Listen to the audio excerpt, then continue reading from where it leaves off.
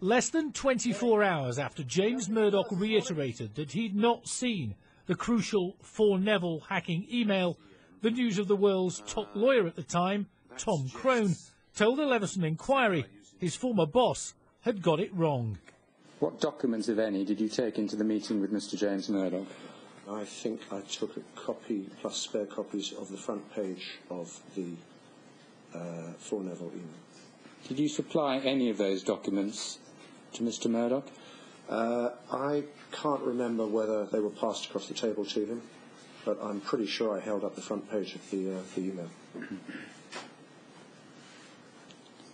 I'm also pretty sure that he already knew about it.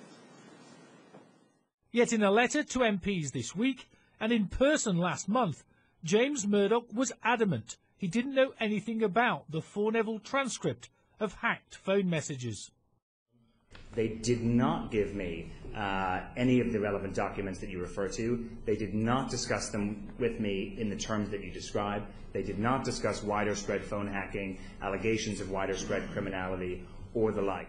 Later, the final editor of the News of the World, Colin Myler, who was also at the meeting with James Murdoch, told the Inquiry that if there had been any criminality at the paper, what he called the full force of the law should take care of them. He also spoke about the publication of Kate McCann's diaries, which she told the Inquiry she was so upset about. I got my original handwritten copy of my diary out and sat there, and it was lifted in its entirety and put in the newspaper without my knowledge. Mr. Myler said that he'd been reassured that Mrs. McCann was aware of the paper's intention to print the diary.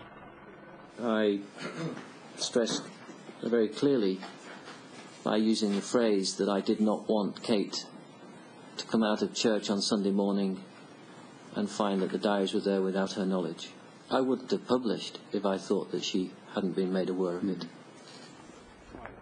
In what has been an uncomfortable day of evidence for two of the News of the World's most senior executives, we have been given an insight into the tensions and turmoil which ran through what used to be the nation's best-selling newspaper. David Bowden, Sky News.